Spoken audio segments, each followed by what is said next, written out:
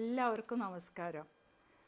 അപ്പോൾ ഇന്നൊരു വീഡിയോ ചെയ്യണം തോന്നിയത് കാരണം നമ്മുടെ കുറേ പ്രതിഷേധങ്ങളും വിമർശനങ്ങളൊക്കെ കേൾക്കുന്നുണ്ടല്ലോ.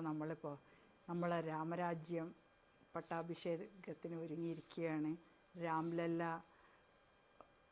അയോധ്യയിൽ ഒരുപാട് അഖണ്ഡ ഭാരതത്തിൽ തന്നെ 7 കോണ്ടിനെൻസിൽ നിന്നുള്ള സാധനങ്ങൾ വരെ അവിടെ എത്തി. അതിനെ ഞാൻ പിന്നെ പറയാം. പക്ഷേ ഇന്ന് ഞാൻ പറയാൻ വിചാരിച്ച കാര്യം കാരണം ഇപ്പോൾ വിമർശിച്ചുകൊണ്ടിരിക്കുന്നുണ്ട്. ഇപ്പോൾ എൻ്റെ പോസ്റ്റിൻ്റെ അടിയിലൊക്കെ തന്നെ വന്നിട്ട് പള്ളി പൊളിക്കാൻ നിന്ന് BJP സർക്കാരിനോടാണോ മോദിയോടാണോ നിങ്ങൾ സപ്പോർട്ട് ചെയ്യണത്, നിങ്ങൾ ദ്രോഹിയാണ്. അപ്പോൾ എനിക്ക് പറയാനുള്ള ഇവരോട് ഞാൻ പറയണത്, ഞാൻ എൻ്റെ രാമരാജ്യം, എൻ്റെ രാജ്യത്തിൻ്റെ കൾച്ചർ അതിനെ ഉയർത്തിപ്പിടിക്കുന്ന ഒരു രാമജന്മഭൂമി പറഞ്ഞിട്ട് അയോധ്യയിൽ ഒരു ക്ഷേത്രം വരുമ്പോൾ ഇറ്റ് വിൽ ബി ഈ നൂറ്റാണ്ടിലെ തന്നെ ഏറ്റവും വലിയൊരു തീർത്ഥാടന കേന്ദ്രവും അത് ഭാരതത്തിലാണ്. വേറെ ഒരു സ്ഥലത്തും ഇപ്പോൾ അതുപോലെ ഒരെണ്ണം ഈ നൂറ്റാണ്ടിൽ വന്നിട്ടില്ല, അതിൻ്റെ മുമ്പുള്ള. അപ്പോൾ ഒരു നൂറ്റാണ്ടിലെ ഒരു തീർത്ഥാടന കേന്ദ്രവും അതിന് ഒരുങ്ങിയിരിക്കുന്ന പഴയ നമ്മുടെ ഭാരതത്തിൻ്റെ സംസ്കാരത്തിനെ ഉയർത്തിപ്പിടിക്കാൻ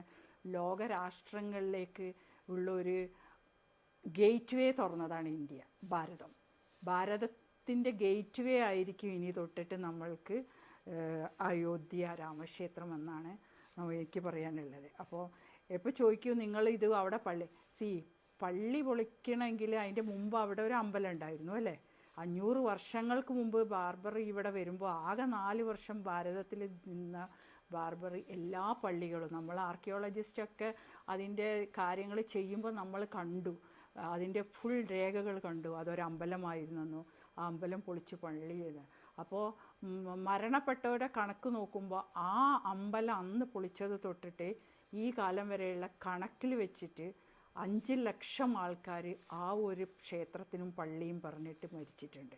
അപ്പോൾ സ്റ്റാർട്ട് ചെയ്തവരെ നിങ്ങൾ മറന്നിട്ടാണ് നമ്മൾ പറയണത്. ഞാനെപ്പോഴും പറയും പോലെ മുസ്ലിങ്ങൾക്ക് കഅബയാണ് നമ്മുടെ സ്ഥാനം. അതിനെ തൊട്ട് കളിക്കണേ നോക്കേണ്ട ആവശ്യമുള്ളൂ. അല്ലാതെ ഭാരതത്തിൽ വന്ന നമ്മളെ അബ്രഹാമിക് റിലീജിയൻസ് വന്ന് ഇവിടെ ഈ സനാതനധർമ്മമുള്ള രാഷ്ട്രത്തിൽ സ്വീകരിച്ച് 2 കൈയും നീട്ടി ജനങ്ങളെ എല്ലാ മതക്കാരെയും ഒരേ മനസ്സോടെ ലോകോ സുഖിനോ ഭവന്തു പറഞ്ഞ് എല്ലാവരും സുഖമായിരിക്കട്ടെ എന്ന് പറഞ്ഞ് ഭാരതം കൈനീട്ടി സ്വീകരിച്ച ഈ ഭാരതത്തിനോട് എനിക്ക് എൻ്റെ ഭാരതത്തിനോടുള്ള കടപ്പാടിലപ്പുറം ഒന്നുമില്ല. റിലീജിയൻ അത് നമ്മുടെ സ്വന്തമാണ്. എപ്പോഴും റിലീജിയൻ പറയുന്നത് നമ്മളെ ദൈവവും നമ്മളും തമ്മിലുള്ള ഒരു കണക്ഷൻ. അതിൻ്റെ ഇടയിൽ ആരുമില്ല, രാജ്യമില്ല, ആൾക്കാരില്ല, കുടുംബമില്ല, ബന്ധമില്ല. അപ്പോൾ ഞാൻ പറയാൻ ഉദ്ദേശിക്കുന്നത്, ഇനി രാമനെ പൂജിക്കുന്നതിൽ പറയുന്ന 2 വിമർശനങ്ങളുണ്ട്. രാമനെ എന്താണ് ഒന്ന്, നമ്മളിപ്പോൾ ചെറുപ്പത്തിലൊക്കെ നമ്മൾ സ്കൂളിൽ പഠിച്ച രാമൻ കാട്ടിൽ പോയതും രാമനെ സീതയെ ഉപേക്ഷിച്ച കഥകളൊക്കെ പറഞ്ഞുള്ളൂ. പക്ഷെ അതിൻ്റെ കഥകൾ നമ്മൾ വിചാരിച്ച് രാമൻ ഭാര്യയെ ഉപേക്ഷിച്ച ഒരാൾക്ക് എന്തിന് ക്ഷേത്രം പണിയുന്നു. അപ്പോൾ രാമനെ പറ്റി പറയുകയാണെങ്കിൽ രാമനെ 2 കാര്യങ്ങൾ പറയും. മര്യാദ പുരുഷൻ എന്ന് പറയുന്ന രാമരാജ്യം തന്നെ ആയിരുന്നില്ലേ ഗാന്ധിജിയും സ്വപ്നം കണ്ടിരുന്നത്. അപ്പോൾ ഗാന്ധിജീനെ വിമർശിക്കാൻ നിങ്ങൾ ആരും ഉണ്ടായില്ലല്ലോ. ആ സ്വപ്നം സാക്ഷാത്കരിക്കുക പറയുമ്പോൾ ത്രേതായുഗത്തിൽ ത്രേതായുഗത്തിൽ വാൽമീകി മഹർഷി എഴുതിയ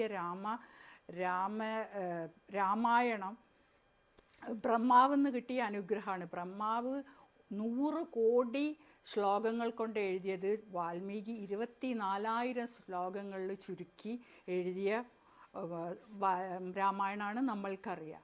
അതുപോലെ വേറെ 48 വേർഷനിൽ കമ്പരാമായണം പോലെ തുളസീദാസ് രാമായണം പോലെ വന്നിട്ടുണ്ട്. പക്ഷേ നമ്മൾക്കൊക്കെ ഫെമിലിയർ വിത്ത് വാൽമീകി രാമായണം. അപ്പോൾ വാൽമീകി മഹർഷി ഇവരുടെ അടുത്തെത്തുന്നതും 11 കുശവന്മാരുടെ കയ്യിൽ കിട്ടി സീതയെ നോക്കുന്നതും, കാട്ടിൽ തമസ്യ നദീ തീരത്തുനിന്ന് ഗർഭിണിയായ സീതയെ കിട്ടുന്നതും, അവിടെ തൊട്ട് വാൽമീകി മഹർഷി ഇവരെ കഥ കേൾക്കുന്നതും എഴുതുന്നതും, ഇവർക്ക് ഗുരുവാണോ രാമൻ്റെ മക്കളായ 11 കുശനും ഗുരുവാവുന്നതും, അതിൻ്റെ മുമ്പേ കാട്ടിൽ താമസിച്ച് ഒരു ഋഷി ആവുന്നതിൻ്റെ മുമ്പേ ബ്രഹ്മാവിന്ന് കിട്ടിയ ഒരു അനുഗ്രഹമാണ് മരാന്ന് പറഞ്ഞിട്ട് ചെല്ലാൻ പറഞ്ഞത് രാമരാമായി. അതിലേക്ക് രാമനെ ത്രേതായുഗത്തിലെ കഥയിലേക്ക് എത്തിക്കുന്നത് ആ ഒരു മര പറഞ്ഞ് രാമ രാമ പറഞ്ഞാണ് വാൽമീകി മഹർഷി തപസ്സിനിരുന്നത് എന്നാണ് ചരിത്രം. അപ്പോൾ ആ വാൽമീകി മഹർഷിൻ്റെ പേര് എയർപോർട്ടിന് വിട്ട് രാമായണം നമ്മൾക്ക് തന്ന. അപ്പോൾ രാമൻ കാട്ടിലേക്ക് പോകുന്ന കഥ പറയുമ്പോൾ കാട്ടിൽ പോകുന്നത് അച്ഛനോട് പട്ടാഭിഷേകത്തിന് ഒരുങ്ങിയിരുന്ന രാമനെ കാട്ടിലേക്ക് അയക്കുന്ന അച്ഛൻ്റെ പിതാവിൻ്റെ പിതൃധർമ്മമാണ് ഏറ്റവും മുൻപന്തിയിൽ രാജാവ് ആകുന്നതിന് മുമ്പേ പറഞ്ഞാണ് രാമൻ പോകുന്നത്. ഒരാൾ പോവില്ല, അവിടെ ഫൈറ്റ് ചെയ്ത് രാമന് നിൽക്കായിരുന്നു. അതാണ് രാമൻ്റെ മര്യാദ എന്ന് പറയുന്നത്. അത് കഴിഞ്ഞ് സീതയെ ഉപേക്ഷിക്കുന്നത് പറയുന്നത് ഒരു രാജ്യമാണ് ആദ്യം മുഖ്യം, എന്നിട്ടേ കുടുംബമുള്ളൂ എന്നാണ്. അതും രാമായണത്തിലൂടെ നമുക്ക് പറഞ്ഞു തരുന്ന ശ്രീരാമൻ്റെ കഥ. അപ്പോൾ രാജ്യത്തിനെ സ്നേഹിക്കുന്ന രാജാവ്, ഇന്നിപ്പോൾ രാജ്യത്തിനെ സ്നേഹിക്കുന്ന ഒരു രാജാവ് പ്രധാനമന്ത്രി നമ്മളെ രാജ്യത്തിന് അഖണ്ഡ ഭാരതം എന്ന് പറയുന്നത് സൃഷ്ടിക്കുന്ന പോലെയാണ് ഇന്ന് ഈ പട്ടാഭിഷേകം അവിടെ നടക്കുമ്പോൾ 100 രാജ്യങ്ങളിൽ നിന്നുള്ള ജലങ്ങളെത്തി 7 സബ് കോണ്ടിനെൻ്റിൽ നിന്ന് പറയുമ്പോൾ നമ്മൾ ശരിക്കും ആ ഒരു ലെവലിലേക്ക് നമ്മൾ വീണ്ടും ഒരു റീക്രിയേഷൻ രാമക്ഷേത്രത്തിന് അയോധ്യയിൽ നടക്കുകയാണ്. This will be A world opening.